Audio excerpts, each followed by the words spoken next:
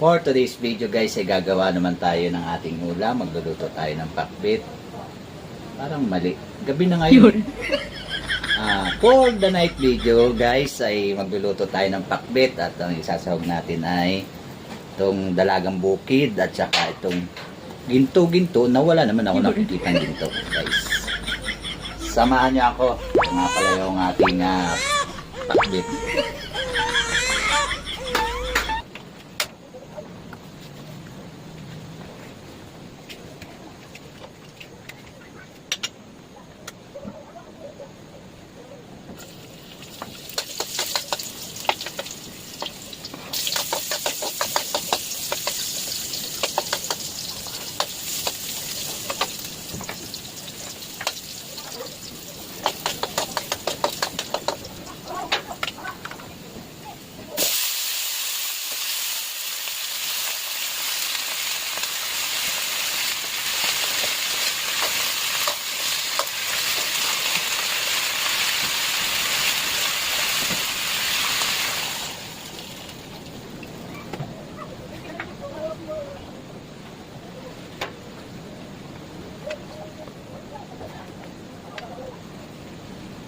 Guys, dahil ito dahil itong ating gulay, ilagay na po natin itong isda.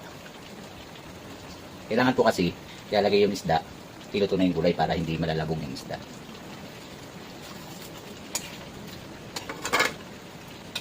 Oh, ano pang hinihintay mo? Pindutin mo na yung share. Nakapanood ka na, nakatulong ka pa sa akin. Thank you. Ito kasi guys, mas nakasanayan namin na magluluto ng pakbit na ang sahog ay pritong isda.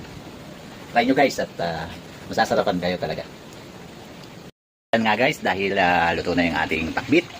Ayan, tingnan nyo naman guys, napakasarap talaga. Ayan, thank you sa panonood. God bless you po.